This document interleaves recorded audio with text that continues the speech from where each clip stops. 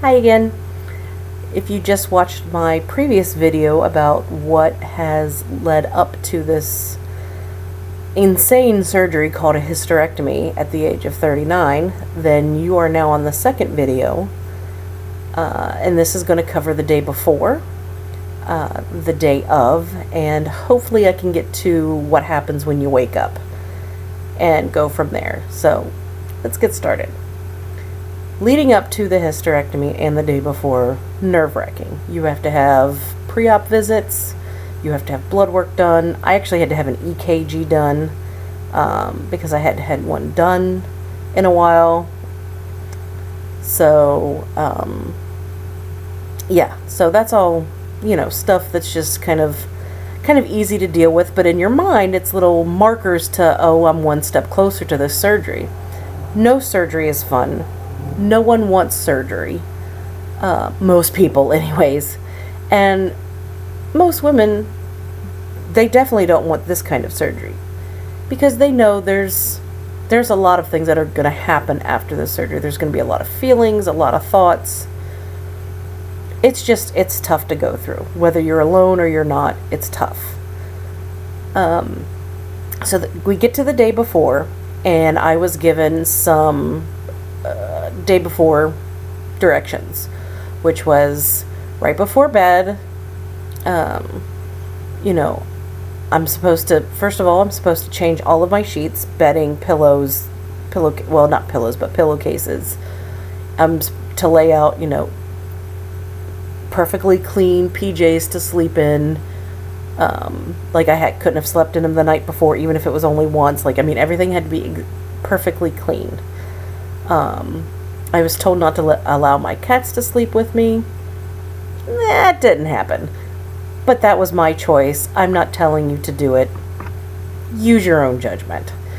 And I was given these wipes and instructions on what all I needed to clean off. Because I was having an LAVH, a laparoscopically assisted vaginal hysterectomy, I didn't have to do any kind of bowel prep, which is where you have to clean everything out and go on a clear diet. Terrible stuff. I shouldn't say terrible, it's not fun. None of this is fun.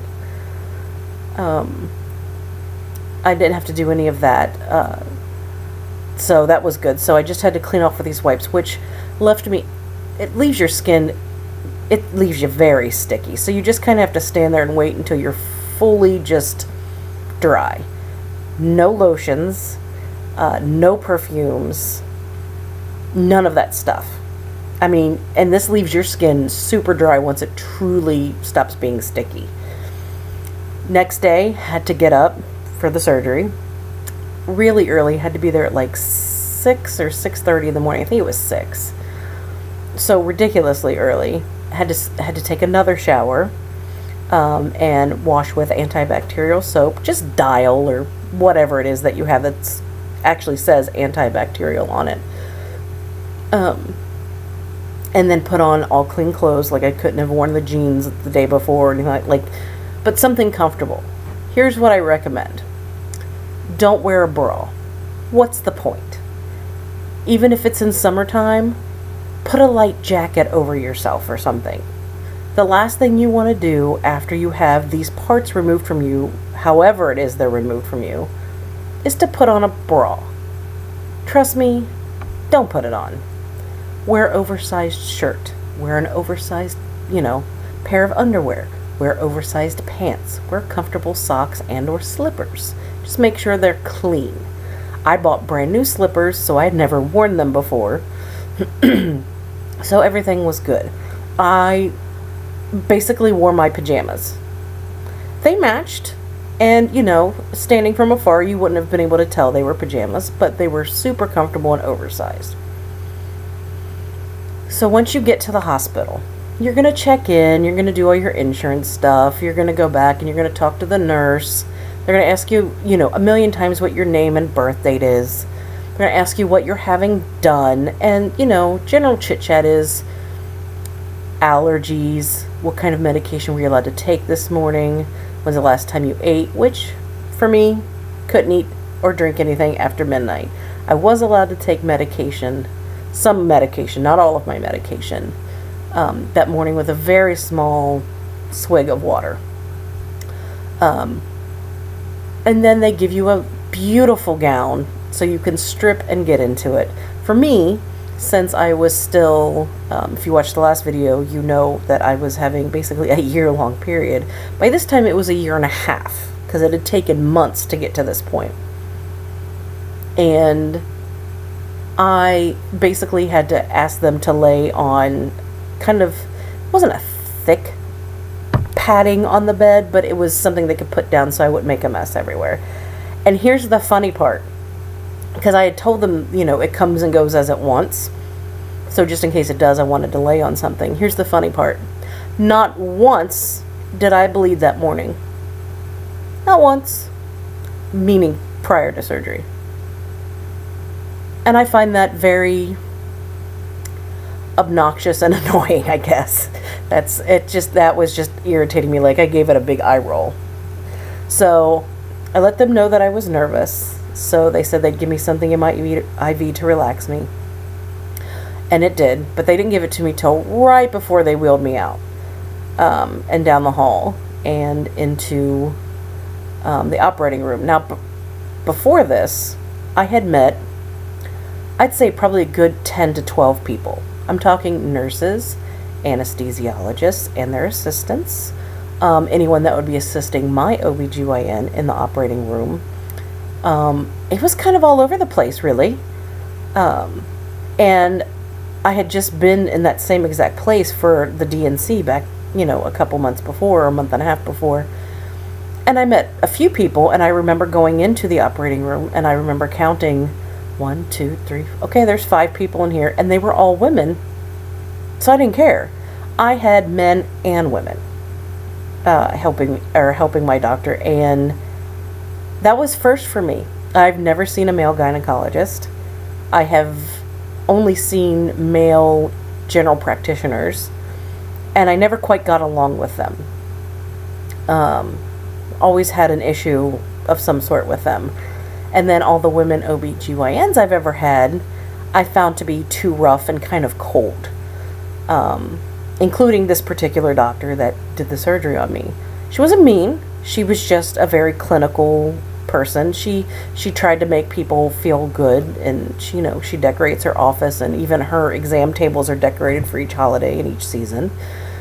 She does her best, and she can have very friendly moments, but her exams are kind of rough depending on who she's examining. And I'm just not a fan of it. So I said, you know, when this is done, I'm going to find a new doctor, because I can't keep seeing somebody that I don't, not that I don't feel comfortable with her, I dread it. I dread anything that's going to happen. So moving on, that was a whole past story you didn't need. I'm in the operating room, and I'm laying on the table, and they always put the left arm out, kind of strapped down to the table, basically. And, you know, you're just kind of sitting there, and I will say that my doctor always, excuse me, sits on the operating table with me, well, or to the side of it, and she always holds my other hand, and she talks to me, and she said, you're going to go to sleep soon, and the next thing you know, you're going to wake up, and this is going to be all over, you're going to be just fine, you know. In the operating room, she changed into a whole other person. She's amazing in the operating room. Well, they had an issue with some machine that they needed to use, so they had to swap it out. So it took a little bit longer before I was actually put out, so to speak. But I was so incredibly loopy from the medicine they had given me. And I remember some of the jokes and stuff like that. And I accidentally grabbed my doctor's boob. It was funny. It's still funny. The people that work in the office find it funny. It was an accident. I was flat on the table. I couldn't even see what was happening. So I had no idea what was going on. I had no kind of sensory perception at all. So the next thing I know is I was waking up in recovery. And I'm looking at the timing on this video, and I think waking up in recovery And that first week, I think I'm going to save that for the next one. So if you're getting ready to go through a hysterectomy and the surgery and you're wondering, you know, oh, I'm going to be so nervous that day. You are. You're going to be very nervous, and it's okay. But the people that are going to surround you in the hospital are there to help you for pain, for nervousness, whatever you have. They can answer any question you have. And if you just simply tell them, hey, I'm seriously nervous and I'm having a hard time with this. Can you help me out? They're going to help you out. So I know it's nerve-wracking and it's scary. I know.